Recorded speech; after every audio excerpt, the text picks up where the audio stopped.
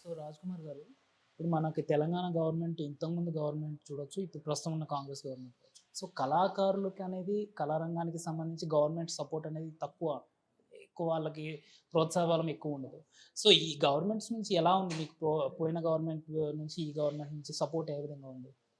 అంటే ఏ గవర్నమెంట్ అయినా నేను చెప్పదలుచుకుంది ఏంటంటే, మన సంస్కృతి సాంప్రదాయాలను కాపాడుకోవాలంటే కల్చర్‌లో కూడా ఎంప్లాయ్‌మెంట్‌ని క్రియేట్ చేయాలనేది ముఖ్య ఉద్దేశ్యం ఇదే. హ్మ్. ఆ ఎంప్లాయ్‌మెంట్ అనేది ఎప్పుడైతే స్టార్ట్ అవుతుందో అప్పుడు రాష్ట్రము, దేశము సస్యశ్యామలంగా ఉంటుంది. హ్మ్. ఇది ముఖ్య ఉద్దేశం.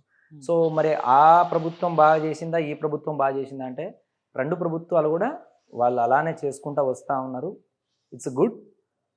ముఖ్యంగా భాషా సాంస్కృతిక శాఖ డైరెక్టర్ మామిడి హరికృష్ణ గారు, వారి సహకారం చాలా అద్భుతమైంది. హ్మ్.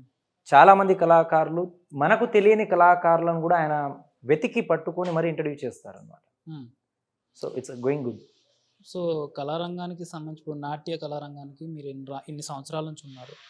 సో అంటే ఎలా ఉంటుంది ఇప్పుడు మీ అకాడమీలో స్టూడెంట్స్ కావచ్చు, ఇప్పుడు వచ్చే జనరేషన్స్ కావచ్చు, వాళ్ళ స్ట్రాంగ్‌నెస్ ఉంటుందా? దీని మీద ఇంట్రెస్ట్స్ ఉంటున్నాయా వాళ్ళకి? లేదా నార్మల్‌గా వచ్చి క్లాసెస్ అటెండ్ అయ్యి వెళ్ళిపోవడం? వాళ్ళ నుంచి రిప్లైస్ ఎలా ఉంటున్నాయి? వాళ్ళ పేరెంట్స్ సపోర్ట్ ఎలా ఉంటుంది?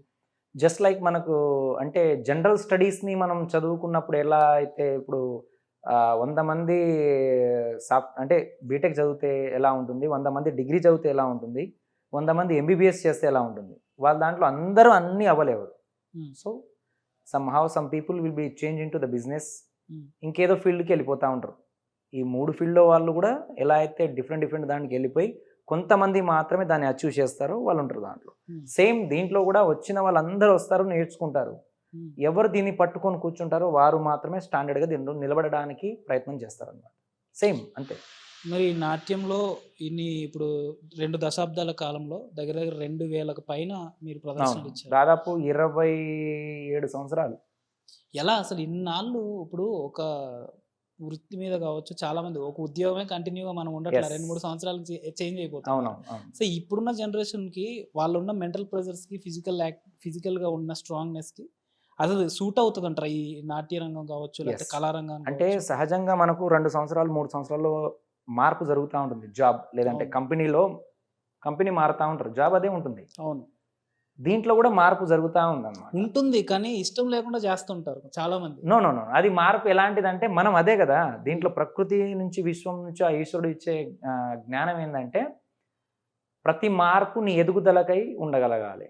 ఆ హ్మ్. మార్పు మంచికై ఉండగలగాలి. స్పష్టత, స్వచ్ఛత అనేది నీలో ఉన్నప్పుడు హ్మ్. ఆటోమేటిక్‌గా మీ మార్పు అనేది జరుగుతుంటుంది. అది మంచికై. అవును. ఇప్పుడు ఎలా అంటే, ఇప్పుడు నేను చిన్నప్పుడు జానపదంలో ఉన్నా. అక్కడి నుంచి నాట్యంలోకొచ్చా. అంటే శాస్త్రీయ నృత్యంలోకొచ్చా. మరి నేను అలానే పెర్ఫార్మన్స్ చేసుకుంటూ నేను వెళ్ళట్లేదు. పెర్ఫార్మన్స్ నుంచి టీచింగ్ స్థాయికొచ్చాననమాట. హ్మ్. టీచింగ్ స్థాయిలో నుంచి నేను టీచింగ్ చేసుకుంటూనే లేను. మళ్ళీ ఈ పిల్లలందరితో కలుపుకొని ప్రోగ్రామ్స్ చేయడం జరుగుతుంది. హ్మ్.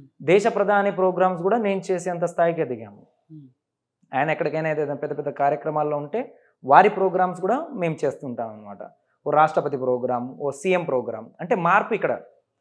నేను స్టూడెంట్ నుంచి టీచర్ నుంచి పెర్ఫార్మింగ్ అంటే మళ్ళీ మా పిల్లల్ని కూడా పెర్ఫార్మింగ్ చేసుకునేంత మార్పు.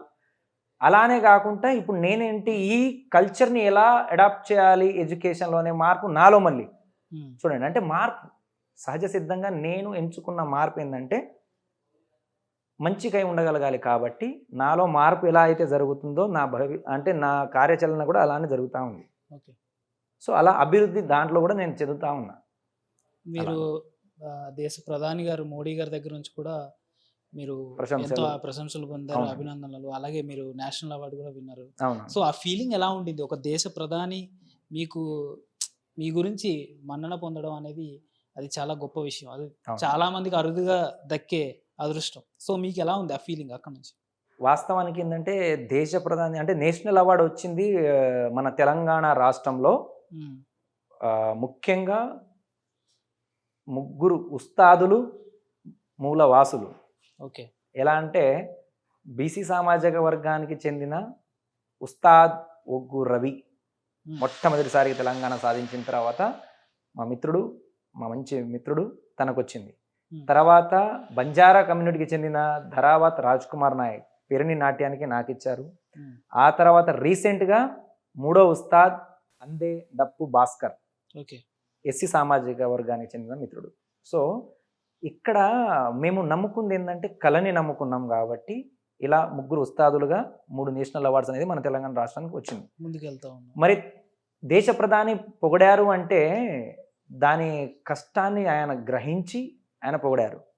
అవార్డు రావడం ఒక ఎత్తు అయితే దేశ ప్రధాని పొగడడం ఒక ఎత్తు. కానీ దీంట్లో బాధాకరమైన ఒక చిన్న విషయం ఏముందంటే ఇంత స్థాయిలో పొగిడినా కానీ ఇక్కడ మన సీఎం గారు మంచిగా పిలిచి సంతోషపెట్టారు ఆయన సన్మానం చేసి.